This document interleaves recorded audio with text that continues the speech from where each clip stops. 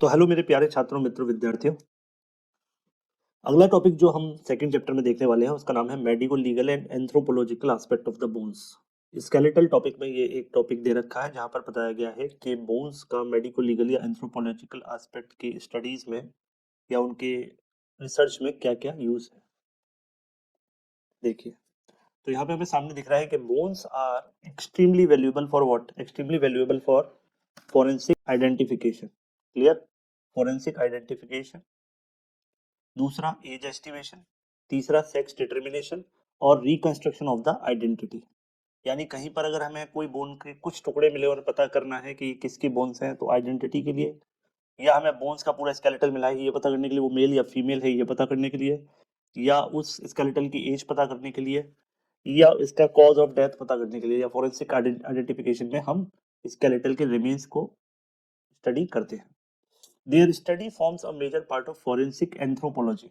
तो forensic anthropology की जो हम स्टडी करते हैं वहां पे बोन्स का एक खास कंट्रीब्यूशन है बोन्स की स्टडी का। मेडिको लीगल एप्लीकेशन, अगर मैं बोन्स की बात करूं, यानी मेडिकल फील्ड में लीगल, लीगल मतलब लॉ, लॉ मतलब कहीं ना कहीं क्राइम, लीगल सिनेरियो। तो लीगल सिनेरियो में पहला क्या बनता है? Identification of unknown remains. तो इसमें ऑल बोन्स यूज होती हैं, ऑल स्केलेटल बोन्स को हम आइडेंटिफिकेशन के काम ले सकते हैं। Estimation of age of child, labour और मैरिज, है ना। चाइल्ड लेबर या मैरिज के केसेस का हमें एस्टिमेट करना है, किसी ने कोई केस किया है तो हम देखेंगे उसके ऑसिफिकेशन सेंटर, लॉन्ग बोन्स के। ठीक है, अगर हम डिटरमाइन कर रहे हैं कॉज ऑफ ट्रॉमा और वेपन टाइप, किस तरीके से किसी की डेथ हुई या किसी को चोट लगी, तो फ्रैक्चर के पैटर्न की स्टडी करने के लिए भी हम बोन्स को यूज करते हैं। एक्सह्यूमेशन और एक्सकेलेटल रिकवरी, कहीं पर हमने कोई खुदाई की, है ना, और खुदाई में कुछ किसी के रिमेन्स मिले in the form of fossils, तो उसमें all bones are for anthropological studies. Disaster victim identification, natural disaster जैसे अर्थक्वेक, और कहीं पर अर्थक्वेक है या कहीं पर बाढ़ आ गई, तो डीएनए हम कहाँ से एक्सट्रैक्ट करते हैं? मरे हुए लोगों के बोन्स या टीथ के थ्रू। तो ये हमारे कुछ मेजर रोल हैं बोन्स के। अब पहले हम मेडिको लीगल इंपॉर्टेंस देखेंगे, फिर एंथ्रोपोलॉजिकल एविडेंस, एंथ्रोपोलॉजिकल इंपॉर्टेंस देखेंगे। तो मेडिको लीगल में अगर मैं बात करूं तो bones show predictable developmental change with the age. हमको पता है, हमने स्केलेटल सिस्टम में पढ़ा भी है कि हर एक बोन का फॉर्मेशन उसके ऑसिफिकेशन सेंटर से शुरू होता है। कुछ में प्राइमरी ऑसिफिकेशन सेंटर होते हैं, कुछ में सेकेंडरी, और उनके फ्यूजन के बाद कंप्लीट बोन का डेवलपमेंट हमें देखने को मिलता है। तो और हर एक बोन का एक पर्टिकुलर एज पर जाकर फ्यूजन होता है, तो हमें उससे एज को आइडेंटिफाई कर सकते हैं। तो आइडेंटिफिकेशन ऑफ अननोन रिमेन्स, यानी वो बोन्स किस जानवर की है, इंसान की है, ये पता करने में। क्रिमिनल और सिविल केसेस, ठीक है, जैसे सिविल केसेस में आ गया आपका child labour, marriage, juvenile cases, या किसी का मर्डर हो गया। और थर्ड है आपका आर्कियोलॉजिकल डेटिंग, हमें ये पता करना है कि वो जो स्केलेटल हमें मिला है वो कितना पुराना है। अब जैसे हम पे हमारे पास कुछ डेटा ऑलरेडी प्रेजेंट होते हैं, जैसे हमें पता है कि इलियक क्रेस्ट का जो फ्यूजन होता है वो up to 28 year, approximately 21 year तक हो जाता है। तो अगर हमें कोई ऐसा स्केलेटल मिलता है जिसमें इलियक क्रेस्ट का फ्यूजन नहीं हुआ है, तो इसका मतलब वो उसकी एज 21 ईयर से कम है। मीडियल क्लेविकुलर एपिफाइसिस, ठीक है, जो हमारे क्लेविकल है उसका एक मीडियल एंड है और एक लेटरल एंड होता है, वो आपस में फ्यूज करते हैं up to the age of 25 year. आपको वैसे भी पता है क्लेविकल इकलौती बोन है जो सबसे पहले बनना शुरू होती है और सबके लास्ट तक बनती रहती है ना, last to fuse, right. Therefore complete skeletal fusion takes place at the age of approximately up to 25 year. ठीक। अब एज एस्टिमेशन जो हम करते हैं, एज एस्टिमेशन जो हम करते हैं वो किस बेसिस पर करते हैं? नंबर वन है आपका अपीयरेंस ऑफ ऑसिफिकेशन सेंटर के टाइम को कैलकुलेट करके, ठीक है। तो यूजफुल एज रेंज हमें क्या पता चल जाती है? फीटल या चाइल्डहुड पे हम जनरली, फेटल या चाइल्डहुड की अगर हमें रेंज देखनी है तो हमें प्राइमरी और सेकेंडरी सेंटर्स देखने पड़ेंगे लॉन्ग बोन के। दूसरा है, अगर हम fusion of epiphysis with diaphysis कब हुआ है, तो वो जनरली होता है 15 से 25 साल की एज में। लोअर एंड ऑफ फीमर में होता है 18 साल की एज तक, और क्लेविकल का होता है up to 25 year. Cranial suture normal human being में, क्रेनियल सूचर कितने दिन में क्लोज हो जाते हैं? तो क्रेनियल सूचर की क्लोज होने की एज 20 टू 70 ईयर तक वेरी करती है, जिसमें आपके कोरोनल, सेजाइटल, लैम्डोइड सूचर फ्यूज हो जाते हैं सीक्वेंशियली। ठीक। फोर्थ है आपका टूथ इरप्शन और वियर, ठीक है, बर्थ से लेके 40 ईयर तक आपके टूथ में चेंजेस होते रहते हैं।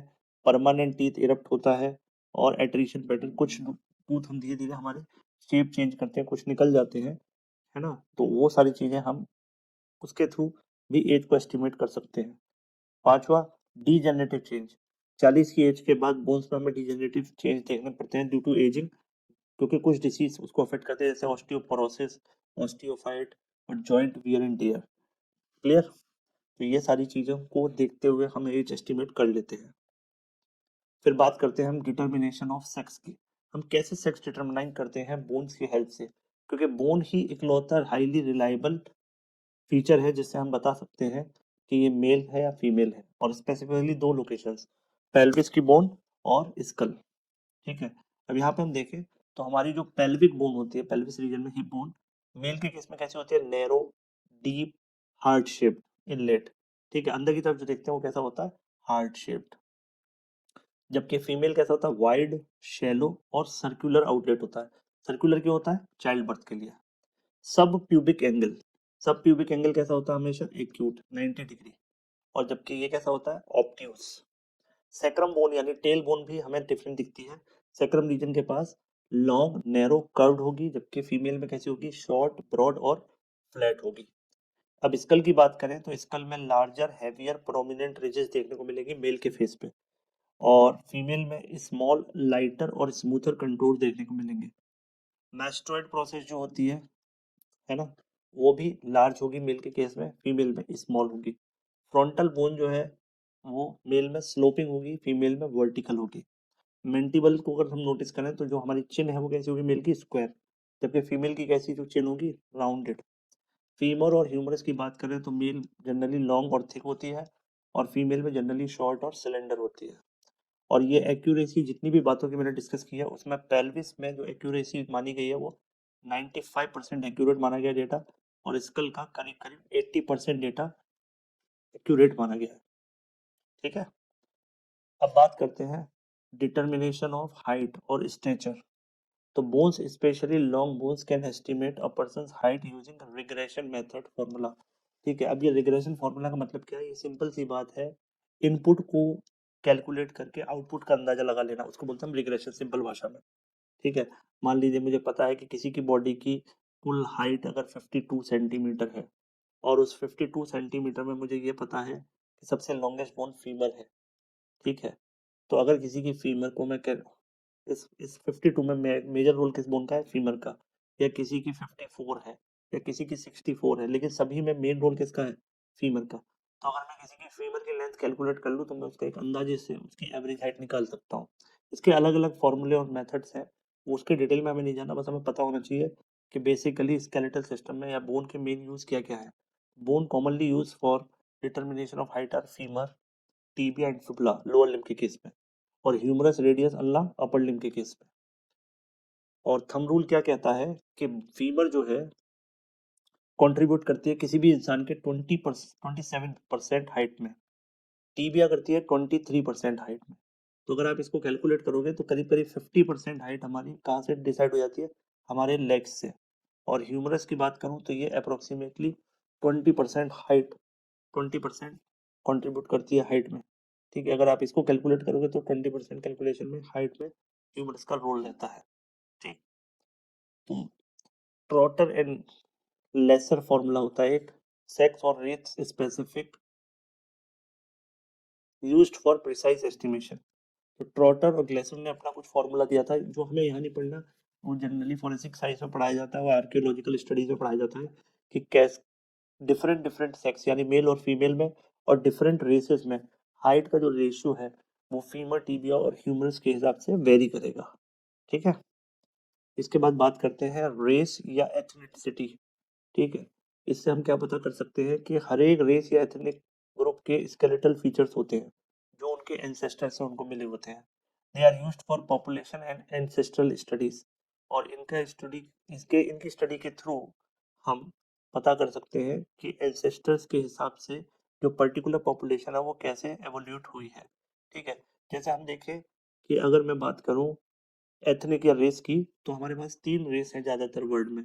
एक है कॉकेसॉइड, दूसरी है नीग्रोइड, तीसरी है मोंगोलाइड।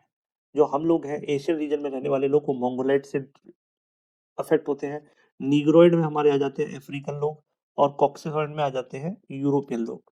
अब देखते हैं कि जब हमें कोई स्केलेटल स्ट्रक्चर मिलता है तो हम उसकी पहले नेजल ओपनिंग को अगर देखें तो यूरोपियन लोगों की जो नाक की ओपनिंग्स हैं नोज की, वो नैरो होती है, नीग्रोइड की वाइड होती है, और मोंगोलॉइड की मीडियम होती है। ऑर्बिटल का शेप देखें, यानी हमारी ऑर्बिटल का मतलब जिस आंख जिसमें रखी हुई है फेस में, उस कैविटी को, ऑर्बिटल कैविटी को, तो वो रेक्टेंगुलर होती है कॉकेसॉइड रेस में।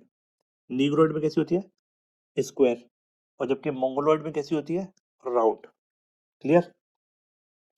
मैं अगर जॉ की बात करूं तो इनका जॉ कैसा होता है, प्रोग्नेथस एक होता है ना। जॉ मतलब कितना प्रोमिनेंट है।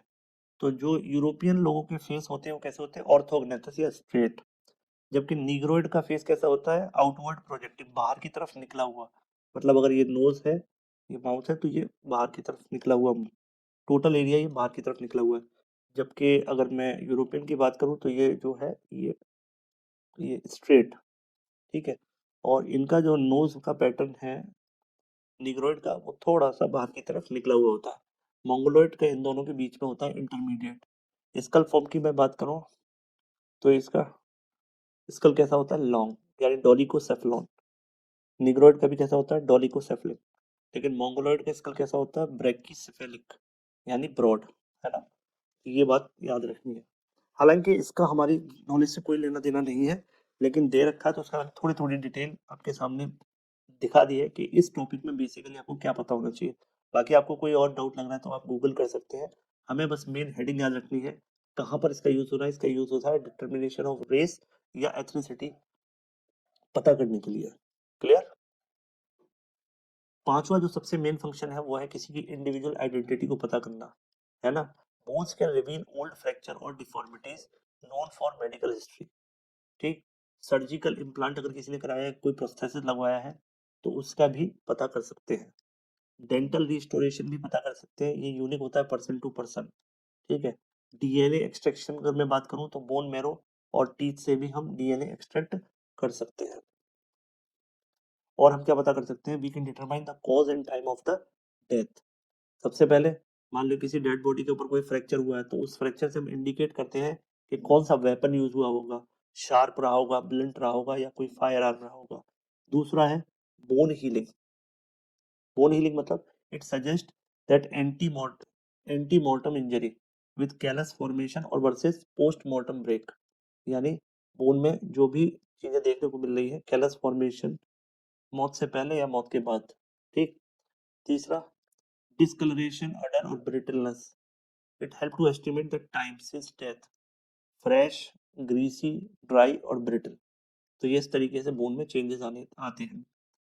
फोर्थ है बर्न बोन्स, अगर किसी के स्केलेटन को जलाया गया तो it indicate exposure to fire, fracture lines, colour change pattern differ from postmortem fracture. ठीक है। तो ये सारी चीजें हमें पता चल जाता है इनके थ्रू कि किसके कॉज और टाइम ऑफ डेथ। बाकी ये और डिटेल्स आप पढ़ोगे, एक सब्जेक्ट होता है फॉरेंसिक साइंस, उसमें। अभी के लिए बस नाम जान लो, उतना जरूरी है। ठीक है। दूसरा जो इम्पोर्टेंट एस्पेक्ट है वो है एंथ्रोपोलॉजी में, है ना। Anthropologist study the bones to understand human evolution, ancestry और एडेप्टेशन। ठीक है। जो ह्यूमन एवोल्यूशन की स्टडी करते हैं बेसिकली, उसको हम कहते हैं एंथ्रोपोलॉजी। ठीक है। तो ये क्या करते हैं, स्टडी ऑफ एवोल्यूशन, यानी fossil bones help to trace evolution of humans, skull of Australopithecus, Homo erectus. हाँ, तो आपने पढ़ाई होगा नीट की तैयारी के दौरान कि हमारे जो जितना भी एविडेंस मिले हैं रिलेटेड टू हमारे डेवलपमेंट, उनको हम क्या बोलते हैं, पैलेंटोलॉजिकल एविडेंस, यानी फॉसिल्स। फॉसिल्स की स्टडी को क्या कहते हैं, पैलेंटोलॉजिकल एविडेंस। और पैलेंटोलॉजिकल एविडेंस किस चीज में हेल्प करते हैं, एवोल्यूशन की स्टडी में। फिर उसके बाद हमने उसमें देखा था कि comparative anatomy shows progressive change in the cranial capacity, bipedalism and jaw shape. कैसे कैसे ऑस्ट्रेल सबसे पहले ड्रायोपिथेकस, फिर Ramapithecus, Australopithecus, Homo erectus, Homo habilis, right, ये वाली जो सीक्वेंस थी, और फाइनली होमो सेपियंस सेपियंस, जिसको क्रो मैग्नन बोला गया। और अभी हम कौन है, हम है होमो सेपियंस सेपियंस। ठीक है। तो होमो सेपियंस फॉसिल, इसको क्रो-मैग्नन बोला गया, और होमो सेपियंस सेपियंस को क्या बोला गया, मॉडर्न मैन। दूसरा हम क्या पता कर सकते हैं, जैसा अभी देखा था हमने, रेशियल या पॉपुलेशन स्टडीज कर सकते हैं, क्योंकि स्केलेटल के मॉर्फोलॉजी के थ्रू हम क्लासिफाई कर सकते हैं एंशियंट पॉपुलेशन के सिफेलिक इंडेक्स, नेजल इंडेक्स, है ना, यानी इनके साइज में क्या क्या चेंजेस आए। ये भी हमें हेल्प करते हैं आर्कियोलॉजिकल या माइग्रेशन की स्टडी, कि कौन कौन से रेसेस कहाँ से कहाँ माइग्रेट हुई, राइट। तीसरा हम कहाँ एंथ्रोपोलॉजी में यूज कर सकते हैं इसको, reconstruction of life style. Bone की मॉर्फोलॉजी से हमें पता चल जाता है कि बोन पर कितना स्ट्रेस रहा, उस बंदे का ऑक्यूपेशन क्या रहा होगा, या बिल्ट कैसी रही होगी, dental wear shoes, dietary habit कैसी रही होंगी, है ना, क्योंकि आपको पता है कैनाइन्स अगर डेवलप है इसका मतलब फूड हैबिट कैसी रही होगी, नॉन वेजिटेरियन। पैथोलॉजिकल चेंजेस यानी आर्थराइटिस, इन्फेक्शन, ट्रॉमा, कौन कौन से डिसीज उस टाइम की पॉपुलेशन को होते होंगे। फोर्थ है आपका डिटर्मिनेशन ऑफ कल्चरल प्रैक्टिसेस, है ना, जैसे ट्रेपिनेशन, है ना। ट्रेपानेशन क्या होता है, ट्रेपानेशन का मतलब एंशियंट स्कल सर्जरीज। हमें कुछ स्केलेटल में ये देखने को मिलता है कि उनका जो स्कल है उस पे सर्जरी परफॉर्म की गई है। तो इसका मतलब है उस टाइम पर भी ये पॉसिबल है कि उस टाइम पर भी ऑपरेशंस होते रहे होंगे। आर्टिफिशियल क्रेनियल डिफॉर्मेशन और tooth modification indicates cultural rituals, या कहीं कहीं पर किसी रेस ने अपने अपने खुद की जनरेशन को अलग बनाने के लिए आर्टिफिशियली क्रेनियल अपने मतलब हेड रीजन के बोन्स में डिफॉर्मेशन के लिए कोई ना कोई टेक्निक लगाई होगी, या टूथ के मॉडिफिकेशन में कुछ स्टाइल होगा। जैसे आप देखते होंगे अफ्रीका में कई सारी रेसेस हैं, उनका लोअर लिप जो है वो काफी डेवलप हो जाता है, उनकी नेक रीजन काफी डेवलप हो जाती है by using certain ornaments. Clear, तो ये आपको देखने को मिलेगा। तो ये कुल मिला के कल्चरल प्रैक्टिस जो डिपेंड करती है रेसेस टू रेस कास्ट के हिसाब से वो वेरी करेगी। ठीक है, तो यहाँ तक आपको एक बेसिक आइडिया हो गया है, इसमें आपको कोई ज़्यादा दिमाग नहीं लगाना, कुछ ज़्यादा नहीं सोचना। ठीक, बस इसको ध्यान से सुन लेना और रिटेन कर लेना है। तो इसी के साथ ये टॉपिक खत्म होता है। अब देखते हैं हम नेक्स्ट टॉपिक में कार्टिलेज के बारे में डिस्कस करेंगे। तो मिलते हैं नेक्स्ट वीडियो में।